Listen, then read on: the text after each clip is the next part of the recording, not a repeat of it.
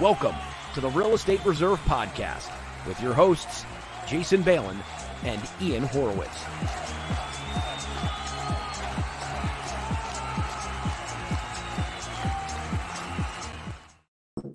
Hey, what's going on, everybody? It's Jason at Hard Money Bankers and Ian Horowitz at Equity Warehouse. Have a super fun show set up for everybody today. So today is Thursday, April 16th, and things are still changing day by day. Very, very interesting in the marketplace that we're in. There's still a lot of optimistic real estate investors out there locally, but a lot of investors are also extremely cautious. So on today's show, we've got Justin Verner and Brooks Healy from Harbor Stone Advisors. We're going to bring them on in a second. And you know, when these guys come on, these guys are more in the multifamily space, and we're really curious to see how they're currently adapting their businesses to what's going on right now. So they'll hop on for a little bit after we're done interviewing them. We got some very interesting updates with the PPP, the Paycheck Protection Program. We've got some insights that have been going on.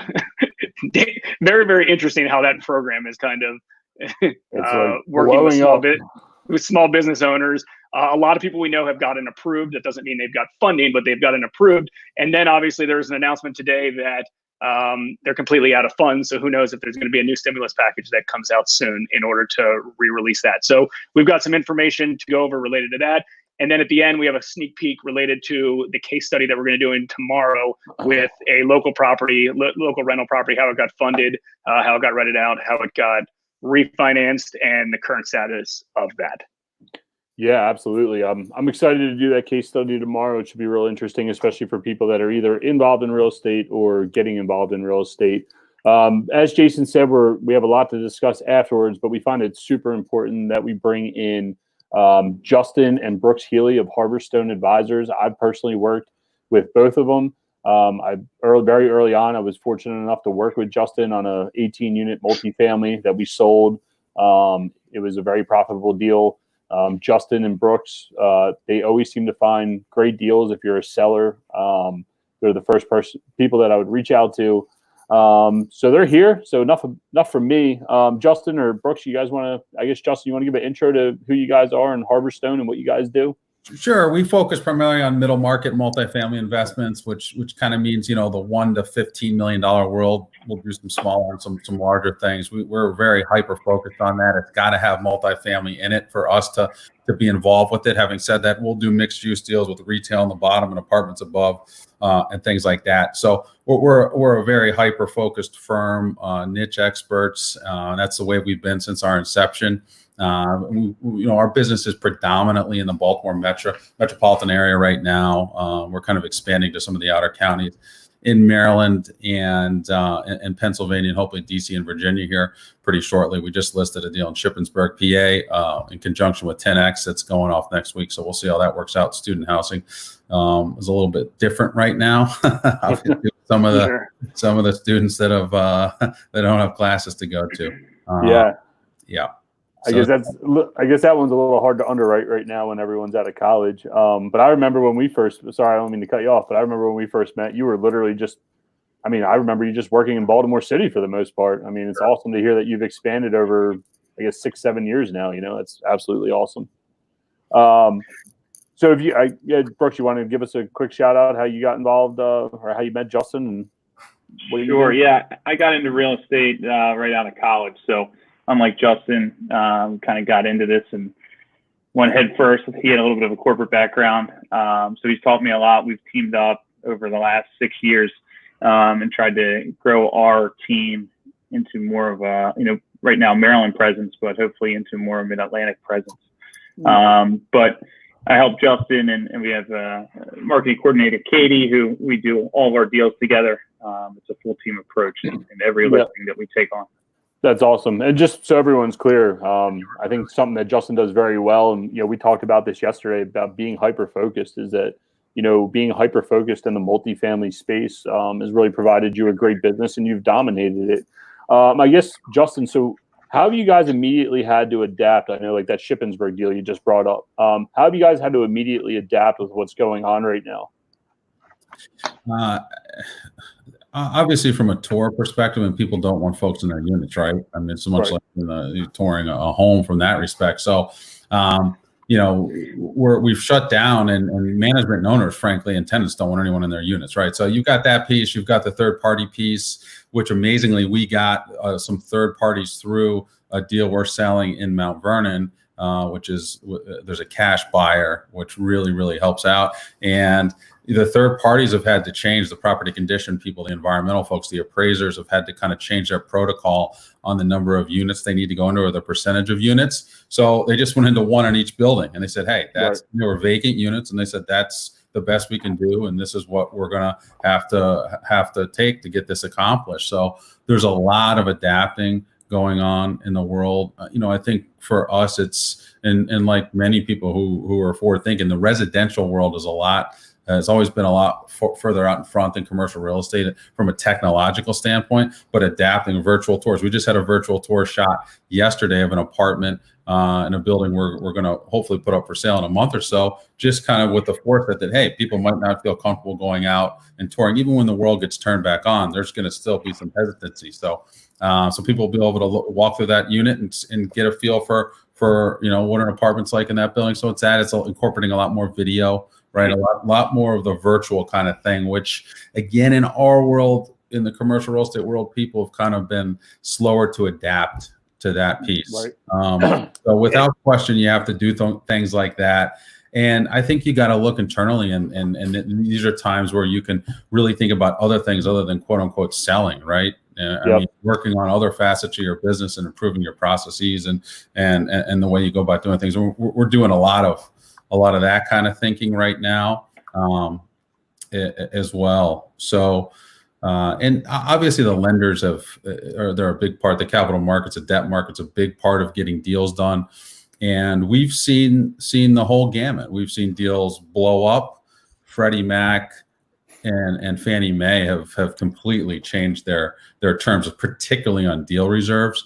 So, I mean, some of these lenders are requiring 18 months of reserves, 12 months of principal and interest reserves. So that creates an effect where they want the GP to have a lot more skin in the game. It's not raising a bunch of money and everyone has the guy putting the deal together doesn't have any skin in the game. They're going away from that. It obviously kills your cash on cash return. If someone says you got to put up 18 months interest and principal, guess what? They're not going to do the deal because they're not going to be able to deliver the return for their investors. Now, if you're a very wealthy individual and you can meet the occupancy requirements over the year and you're going to get that money back, then it doesn't affect you as much. And so unless we're very, very far along in the process, they implemented that. And quite frankly, it's incredibly difficult to get deals done with agency debt right now. This is non-recourse, high lever kind of, the best debt on the market. And that is going to be this way, I think, for probably till the end of the summer or the fall. They've put out, they've got $100 billion each that they're trying to get out. They had about $30 billion out. And that's going to be on hold for a while, I think. Again, unless you're a very wealthy individual who doesn't mind having their cash tied up for a while to meet these requirements.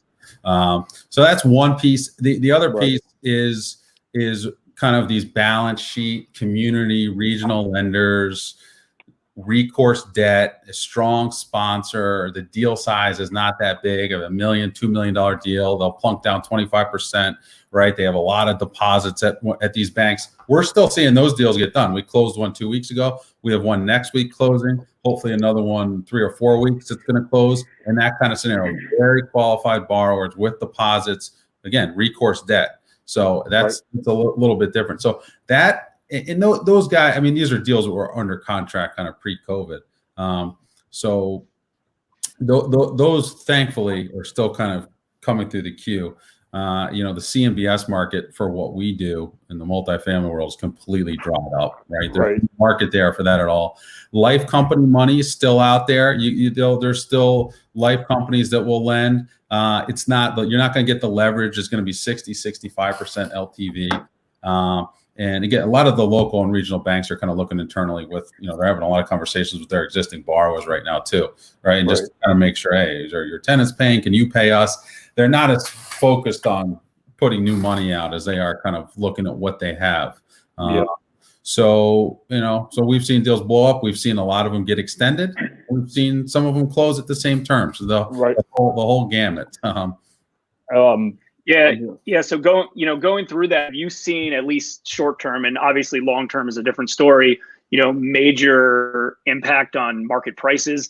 I'm guessing short term, they haven't occurred. Obviously there's consumer confidence. There's a lot of uneasy transactions because things are starting to kind of fall apart. But again, on the other side, everybody kind of wants to continue to believe that everything's kind of business as usual. And obviously there's going to be a lot of long-term impacts related to all of this. But have you seen, shorter term stuff where people are walking away from contracts, or people still listing properties, or people still selling properties, or people still leasing properties, currently, and trying to just adjust with, whatever current resources are in place?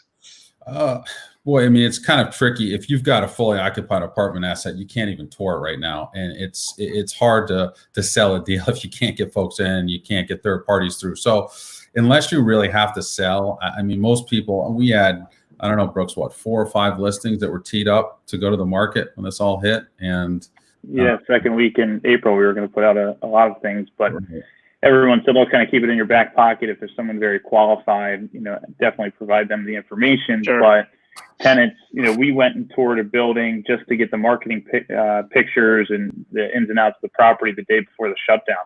And then, all tenants were notified. People were standing at the door. You can't come in. So we knew we were going to be working with like kind of an uphill battle here when anytime we had to get our people through the buildings. And that's why we're relying more on technology to kind of help people see the assets throughout this period of time until people feel comfortable letting us in and actually showing them. Yeah, and we're in contract as a buyer on a 76 unit apartment building, and a discussion with the seller. We're both reasonable on either side. There's some seller financing that's involved. So we told her, hey, we need the deal to work, and for the deal to work, we need to pay you. And if there's no income coming in, what's the point of doing the deal, right? So I think both, and I'd be curious to hear what you guys have. I mean, is it true that, are you guys seeing both buyers and sellers are being reasonable to the situation? I know sellers are probably scared because they don't want to lose money.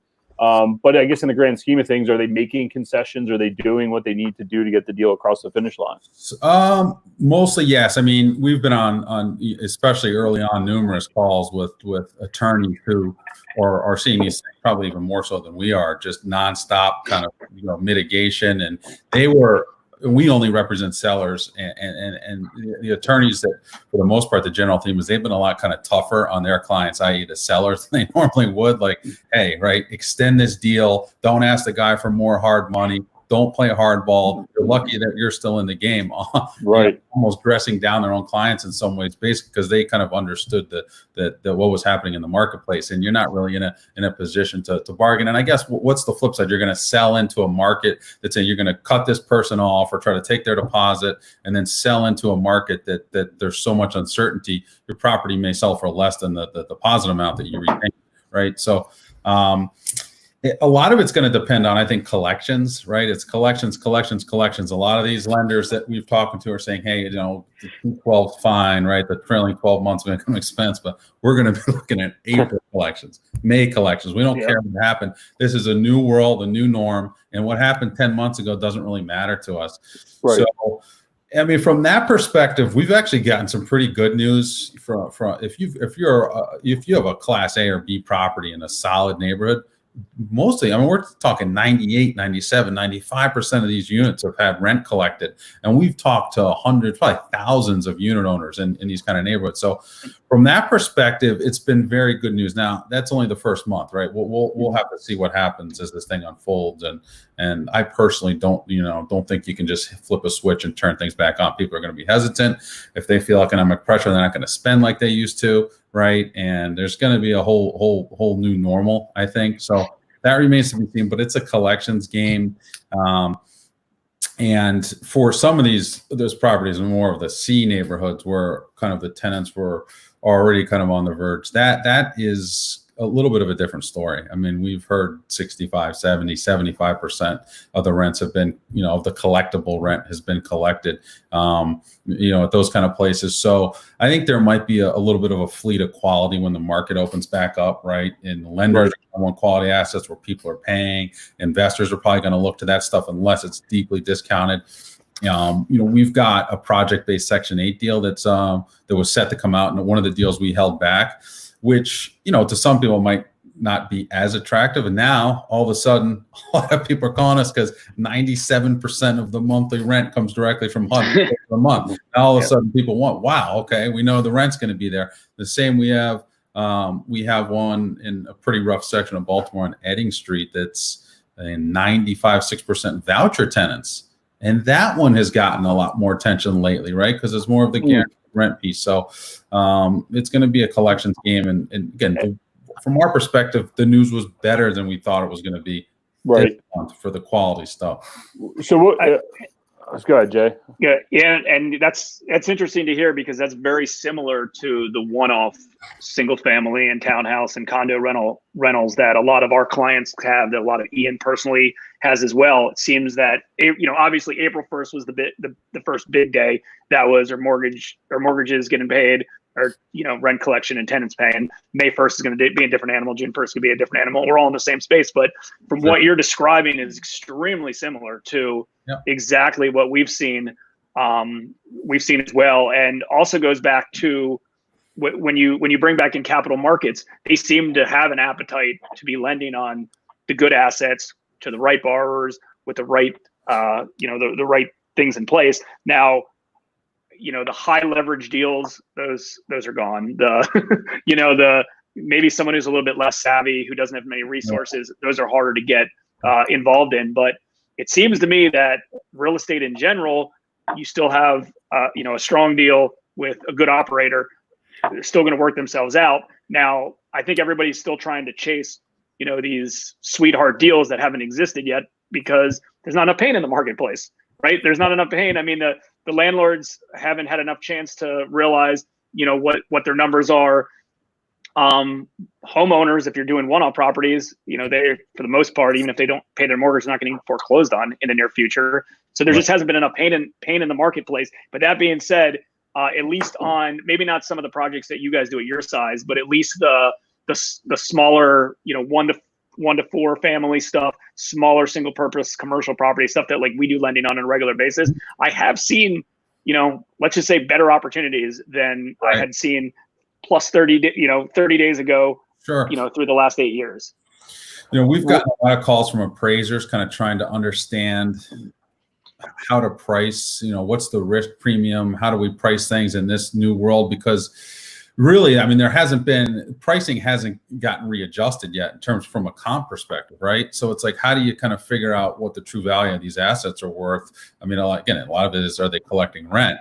But if some of these deals that were already under contract or pre-COVID prices are still closing, right?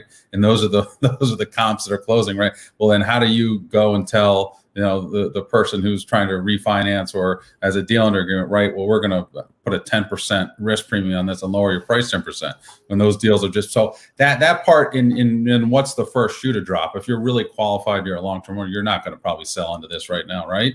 So is it the we can start to sell and then you get a couple lower comparables and the cap rate goes up or the price per unit goes down and then that kind of starts things. There's folks don't want to hear, hey, my property was worth $10 million a month ago and now it's worth $8.5 million. Right there, no, well, they're not right. They're not going to sell. So there's there's going to be a gap, right? You got it, and it happened during the last recession too, right? You got to get these folks have to mentally understand, hey, this is probably what your property's worth now, and there's going to be a period of disconnect, most likely. But I think multifamily is very, very defensive long term, and if you're in the office space, I mean, you can just imagine, right? Everyone's figuring out at Goldman Sachs, 98% of their employees are working from home, right? And the productivity hasn't gone down. Yeah. So I think those parts, retail, are going to really, really suffer a lot more than multifamily. You got to live in a house or you got to live in an apartment. In some ways, with economic uncertainty, if people don't feel secure with their money, they tend not to buy as many houses to live as a primary residence, which is going to force people to continue to rent. So, but they've got to pay their rent. So that's the biggest right now in the multifamily world. But it's very well positioned. It's very defensive long term. And in this, in fact, could cause more people to rent, just like the last recession did, And so we did interview Jim Chivers the other day, and we had that discussion, the retail office debate. Obviously Jim's super niche in the industrial world, so we did have a really good discussion with him about that. And it's funny that you bring that up. But what I wanted to ask you guys, and it's something that you keep saying, okay, well, maybe there's a chance where pricing might come down. We don't know, right? Like everything in the multifamily world is based on cap rates or price per door or NOI. So I guess the question is, as a value-add investor, like we are, that want to go out and grind it out, what do you say to guys like that? What's your expectation, I guess, for the market, the future hold? There's the crappy deals out there that we can obviously go value add, but what about the marginal ones? Where it's rent increases and working out operational costs and doing minor improvements and getting a decent increase. Are those deals still going to exist? And where's the market?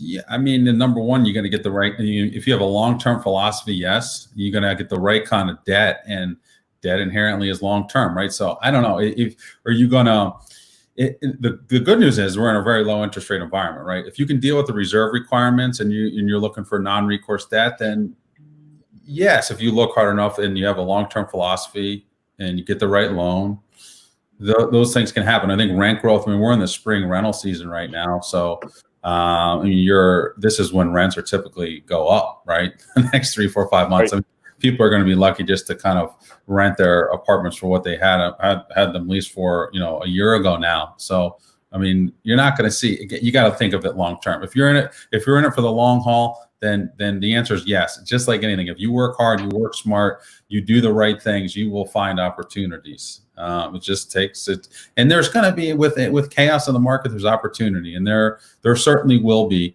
We've gotten a lot of calls already. Where are the deals? Where are the deals? It's kind of, you're going to have to wait. That's not going to happen overnight. Will they be out there? I'm sure. Certainly, people are you can't exit real estate like you can a stock or security, right? So it's a longer term thing. It'll have to flow through. But folks that need money or feel financial pressure that own multifamily assets, there's certainly a group of them that will say, okay, well, we got to get a hold of our cash. We're going to sell. And I think those are the kind of things that start, if pricing is going to get reset, you start to say, okay, well, I need my property sold in 60 days. Go find a cash buyer who can execute quickly. And then you start to see a few of those kind of trades happen. Then it might reset things a little bit. And if you can't get the right kind of debt, or you got to put up much more money, it's going to affect inherently especially the larger multifamily assets right now. Again, the $1 million deal where somebody puts down $25,000 and is a very wealthy individual or doctor or lawyer putting it down for a second investment, it goes to Revere Bank or President. Like those things I think those are still gonna things are still gonna churn. It's the larger ones with agency debt for the near term, 3-6 months, are going to be much more effective, in my opinion. So would you guys tell Brooks, maybe, I don't know, would you guys, if someone's going and buying an apartment building, maybe I'm asking for myself, would you guys go in and continue with updates, if there's still a large delta, or, is it a good for people to pause the dates where the rental market goes and give it a deep breath? I mean, there's still going to be those opportunities to raise rents. I think, kind of as we alluded to, as you see these May collections trickle in and get an understanding of where the asking rents have gone, I think that the value upside in the short term is going to be a little bit smaller than what it was if we were on track for everything we were this year besides the quarantine. But there's definitely going to be a ton of value to squeeze out of these properties. It may take a little bit longer to do as you fight through the uncertainty period. Right. Yeah. And also, a lot of owners are holding back on their capital projects right now. Right. Keep it full. Keep the rent coming in. Don't worry about doing a kitchen and bath and getting 10% more rent. Just if you can hold. You got to get to the other side of the river, right? And that's exactly. So yeah, and like you were talking about opportunities, it seems like some of the C-class properties that aren't able to collect as much rent as they're used to, and as those continue to, unfortunately, potentially be in more default, those could be the sooner opportunities to snag up. Especially if you can snag it snagging an unperforming one right now with cheaper debt, and time's going to will tell, I guess, to see where the capital markets go and if interest rates rise. And when interest rates rise, we're in a completely different ballpark. And, Sure. I think we're all well aware that, it's for most people's best interest that interest rates stay where they're at least until we kind of get through, this, the coronavirus and everything else. Mm-hmm. But again, that's not going to last forever. And, it's the same thing on, these one-off real estate investors as well. I mean, we've had properties that, we've been able to unload and sell during these times to first-time home buyers, and their thought process is the rates are low. I might as well take advantage of it. Even if the market softens, and rates go up, my purchasing power is not going to be much better, if any better. It might just make more sense to buy it now and lock in with cheap debt. Right. Yeah, that makes sense. Well, and I think that's a big thing in the multifamily world that a lot of people overlook, is that you got a lot of big players that come in here and looked at this as it's a money game to them, right? Versus a lot of single family investors like, I want that house and I own this house, right? To them, it's a cog. And that's where a lot of that interest rate and leverage and everything else becomes a real tricky path for some of these bigger guys, right? On the institutional side, a lot of those folks, so they've raised money, they have funds that are raised, right? They have requirements to their investors.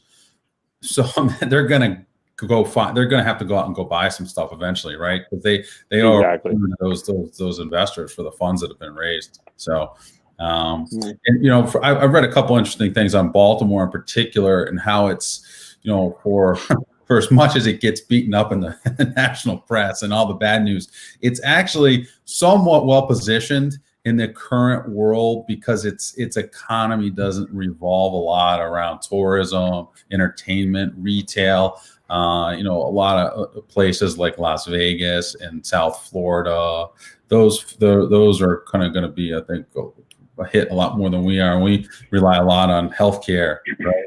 Hospitals, education, and government jobs are close to these. So from a defensive standpoint, at least Baltimore's economy and jobs don't rely as much on the impacted industries. Which was, we don't see a lot of glowing reports on Baltimore, but number 2 on this list of most defensive metropolitan areas. But there's still a lot of affordable housing across all income streams on that. And like you said, I know a lot of people think DC is so insulated, and I've always been very active in the DC area and know it as well. And it is in some respects, but keep in mind, DC, as high as that got, it fell a lot very, very quickly in 07, 08. And yes, it rebounded back. So it does help, though, in general, that we're in the Mid-Atlantic region, and a lot of these areas are a little bit better off. But in general, most of these surrounding counties, even right now, if you say the market was, until 30 days ago, towards the top in general, I still believe that at least in the median housing price neighborhoods, there's still a lot of very affordable housing. It wasn't completely unrealistic. Even right outside, not just in the Baltimore area, but even outside the DC area, what you can get for your money was still reasonable based on what the average income was for that particular area, which is good. I mean, I think that's right. I think that's a good way to test it. And also looking at it, there's only so low some of these areas could potentially go. Obviously, the buy versus rent factor. Mm-hmm. So I think as a whole, interest rates eventually will go up a little bit. The market's going to soften. Things are going to kind of go down. Who knows commercial apartment buildings, residential, what direction each are going to go at any given time. But I think as a whole, like you said, not that there's a full on backstop, but there's only so far that some of these areas can go. Right. And Baltimore, the Baltimore area in general we've got so many calls from New York, New Jersey, DC, where we don't want to buy a deal at a 4.5, 5 cap. We're basically banking on appreciation, right? And so the numbers made sense all along, right? People were able to generate a decent return. and a much higher return than they were in some of these more overheated markets. And multifamily, as we all know, was, I mean, kind of everyone's, the apple of everyone's eye for a long, long time. And so I think things like that, maybe last mile distribution, right? Amazon is just going to take over the world now, I think, right? Data centers. There are certain things that aren't going to get hit as much. If I was an industrial guy, I mean, yeah, those kind of last mile, warehouse kind of things. I mean, that's what the world's going to be trending to, right? Is everything of that ilk. So we totally agree, and that's why we were having a discussion with Jim just to kind of get his feeling on it. It's interesting to hear because his industry relates back to your industry, right? Without the industrial and the jobs, there is no reason for multifamily and apartments, right? Or vice versa, depending how you want to look at it. So it's so defensive because if there are no jobs, you can't pay rent, and then if you pay rent, then the value of the property goes down. It just trickles down through everything. Yep, exactly. How do you guys got anything else, and how can people find you? Our website, harborstoneadvisors.com, is the best place to find us, and all of our listings are there, and all contact information is there as well. So that's the best place to find us. My email is jverner@harborstoneadvisors.com, and Brooks. Mine's B Healy at harborstoneadvisors.com. So as Justin alluded to, all of our listings are on there, so anyone can access them and see what we have on the market. If there's anything specific to any investment criteria, a certain neighborhood, a certain asset size, feel free to just reach out to us directly, and we can kind of help steer you in the right direction or keep you posted when those deals come online. Yeah, and if nothing else, definitely sign up for their list. They literally crank deals out all the time, and it's fun to watch and underwrite them. Now's a great time to practice and underwrite and see what's coming out. Anyone and guide you through the multifamily marketplace here in Maryland. And there's we have a lot of listings in the queue. So when things kind of turn around, there's going to be a lot of opportunity out there. And that might create opportunity. There's going to be a lot of listings that have kind of been bottled up that get released, right? So that inherently might create more opportunity for buyers, and there's uncertainty. So if you have the ability to get a deal done when the lights come back on, there's going to be opportunities for sure, particularly if you have a long-term perspective.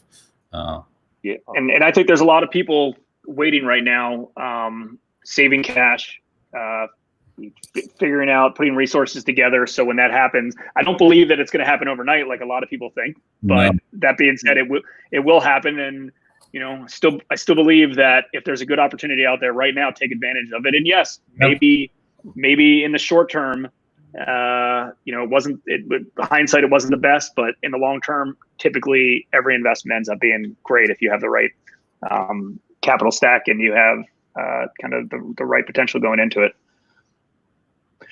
Cool, guys. Well, we certainly appreciate it. If anyone wants to reach out to these guys, there's their website, and maybe we'll circle back with you guys in a few weeks, as obviously things are changing day by day. But as things change, maybe we'll reach out to you guys again soon. Very good. Thanks for having us on, guys. Thanks again. Thanks. See you. Cool. Yeah, all good insight.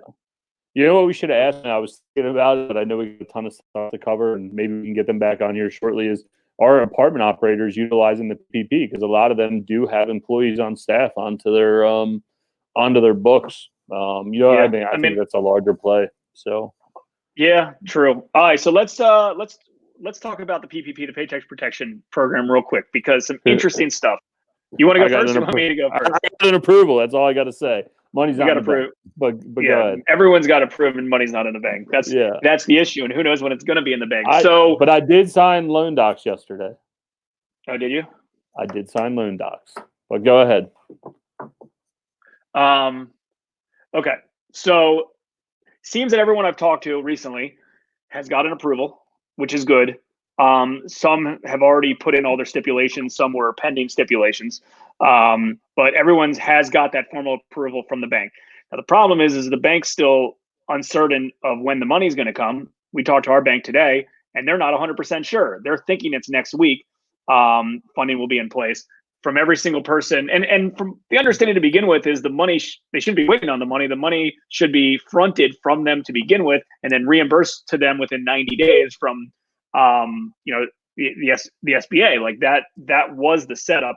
But I'm guessing that they're waiting for some sort of final approval to make sure they did it correctly before they're dispersing funds, because where a lot of these issues came from the beginning was these banks were terrified because the SBA is go. We need to get these funds into everyone's hands. These are the applications. They'd fill out applications, and then they'd ask for other requirements. And the banks felt that they were on the hook for them, so they were nervous to disperse money to the customer, knowing that there's no real, you follow their guidelines, but there's no real underwriting criteria, obviously. Right. There's no guarantees, there's no credit, pulls. I mean, it's just for the most part unsecured money. Most of it's forgivable free money. So they were nervous that if they made the wrong decisions, they wouldn't get reimbursed in 90 days. So that's where all these issues kind of came around.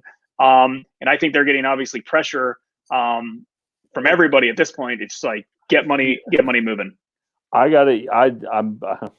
not gonna lie. I literally just got an email from our bank. So yesterday we signed loan docs, and I get what you're saying because it was the same conversation at our bank that, it was like, hey, we don't know what's going on, this, that, and the other thing. The SBA is giving us crap. They're changing everything day in, day out. We literally got loan docs yesterday, signed off on them, and they went back to her to our bank today. And I just got an email back that says, what deposit account, where do you want them deposited? So I don't know if we're on the move to actually see funding this week. We were told 5 business days when I filled out, or she said from receipt, 5 business days to funding. So I'm not sure what the process is from here, but it's all good news as we're moving forward in my professional opinion.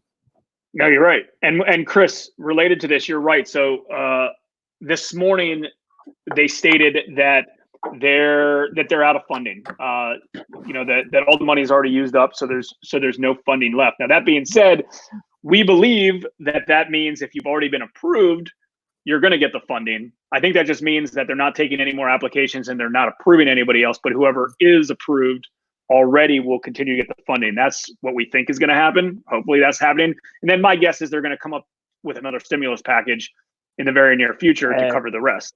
Right. And that's most likely true. And not to get away from the PPP, while I'm scanning my email, this is the worst thing for me to do is not concentrate on one thing.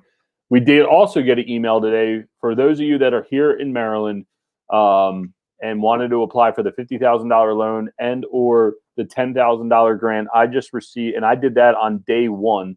The very first day all this stuff happened and things were being offered up. I just got an email now. So that's 3 weeks going on. So that's the idea, or the EIDL? This is from the state. It's not EIDL. EIDL is through the SBA from the federal government, which there was a $10,000 federal grant. Depending where you read, it sounds like they were going to give you $1,000 per employee as a grant. And then if you got approved for the EIDL, you could ultimately, that was the impact disaster loan. And if you got additional funding there, you could roll it into your PPP if you got it approved. I haven't heard of anybody getting approved for the EIDL from what I can tell. The things that I were talking about above and beyond are that there was a $50,000 loan that you could apply for from the state. And it was literally just to keep your lights on. It wasn't about employees. It wasn't about anything other than economic relief. And there was a $10,000 grant from the state of Maryland that's completely forgivable. Obviously, it's called a grant. So no repayment. And both things were just processed now. So and by the way, Jay, I did send them to your business partner, Chris, the other week when he was helping me out with the SBA stuff. So I don't know where anything's going. And yeah, who'd you send? I sent all the state stuff to Chris. Got it. Yeah. Oh, there you go. Chris apply. Is that Chris? Is that the $10,000 state grant or is that the $10,000 federal grant? EIDL. EIDL. No, I'm asking. That's Which $10,000 did you get approved for? So yeah, there's a lot of things going on the PPP. I think Jay's looking up the article, but I know like CNBC just released it saying that basically they're out of money and nobody knows where this is going to go. I did hear some good news. I was going to save it for tomorrow. I can go through that email tomorrow, but it sounds like the courts in Baltimore and the regional areas are gearing up to reopen on June 8th, judging by the email that we got today from our eviction service. So that's positive news for those that are. There you go. Chris got it from the state. So that was the one that we applied for, and I put our application. My Have you haven't heard back on that one? Well, I just got one that says it's being reviewed. So I guess we probably filed around the same time. But state, I don't think we filed that. No, I talked to Chris about it, but either way, I'll send him the info. Yeah, send Chris and have him do that. That'd be good. I'm sorry. So I was telling everybody that eviction courts or the courts are supposed to be opening back June 8th, from what it sounds like. So that's positive news. And I would assume if the courts are opening up, that means other businesses are potentially opening up as well. So, sorry, I don't want to get too far off the PPP if you had anything else. No, I think that was it. I mean, it's positive and negative news. Positive is if you got approved, hopefully the money's in place. If you didn't get approved, I would jump on it the next time the next stimulus package hits. So who knows? Like, I'm curious if someone's independent contractor or a sole member LLC without payroll. I'd like to hear from them if they've got if any approvals have hit from them. From some of them. I mean, we're on payroll, so we were able to. We got a week's heads up or a week notice ahead of time before. So I did notice in the loan packet. I'm sorry, you were a little. Yeah, go ahead. I did notice in the loan package. I don't know if I brought this up. Is that it said if you've laid anybody off, you have till approximately June something. I can look. I can tomorrow. It was that sometime in June you needed, or it was May, maybe it was June, that you needed to have all your employees back online for the people that you filed for. So they could be laid off now, and they're giving you a grace period to get people back online. So that's also a nice thing too for those that did have to make layoffs, depending what your business is in. Jay, I agree 100%. I'd love to hear from the 1099 sole proprietor, sole entity business guys. Have they gotten any approvals? Yeah. So, yeah, I don't know if anyone falls in that category. Please comment, and we'll. I'm curious to see. Maybe even we'll send you a link to hop onto this show with us. Yeah, because that's interesting. All right, so let's just give everybody a quick sneak preview about this deal that we're going to case study tomorrow on our show, and then we'll wrap it up. Yeah, we were going to try to get someone to come in and do a case study on Airbnb, but he's tied up with his full-time job because he was in the medical field. So tomorrow, I'm going to pull a property that Jason did for us. He was the lender on his company, Hard Money Bankers, and we'll walk everybody through what we bought, how we fixed it up, how we refinanced it, how we got Jason's or Hard Money Bankers paid back, and Jason will walk through on his side of why the deal was good. And it was a good loan for him, and how his company handled the whole the whole process. And I think it'll be good, and we can actually re-underwrite that deal at today's value and kind of see what the difference is. I don't know. We'll see where the conversation goes. Are we doing a screen share, or should we just? No, let's screen. I mean, it needs to be tactile. I'll put together a PowerPoint, and I'll at least give you everybody a location. I'm an open book. You ever want to, give us a call? I'll tell you exactly where we own stuff. So I'm not shy about anything.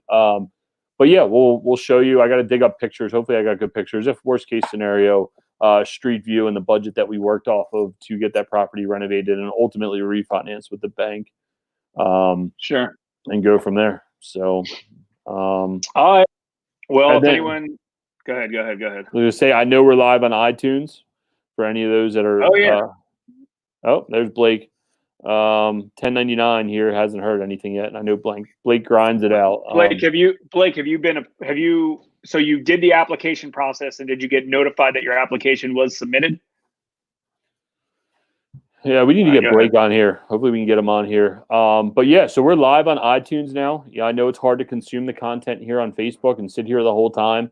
For those of you that are still out driving around, going for workouts, hanging around the house, and you want a good listen, Real Estate Reserve podcast on iTunes. You can't miss it because Jason's email is in the subtitle for some reason. We haven't figured that out yet.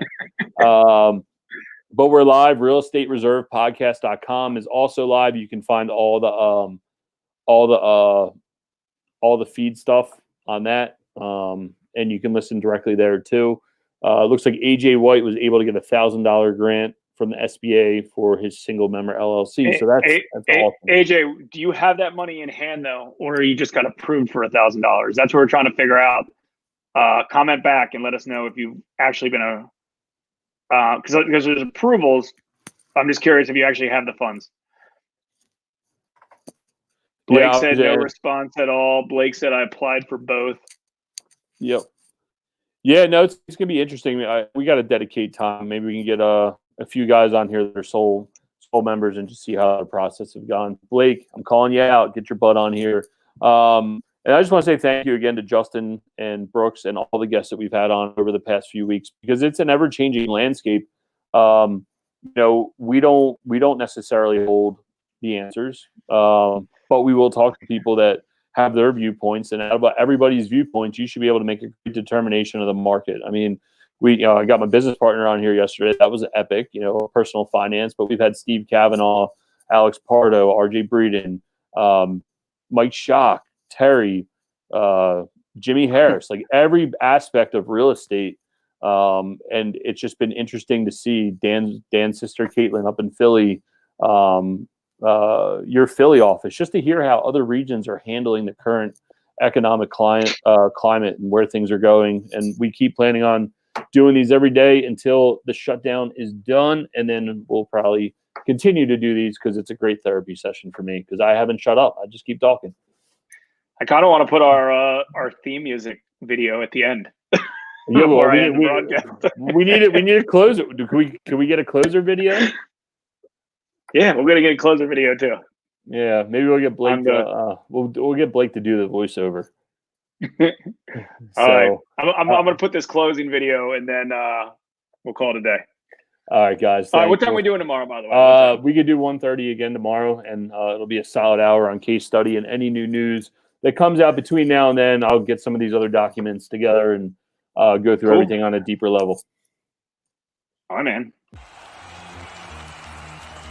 Welcome to the Real Estate Reserve Podcast,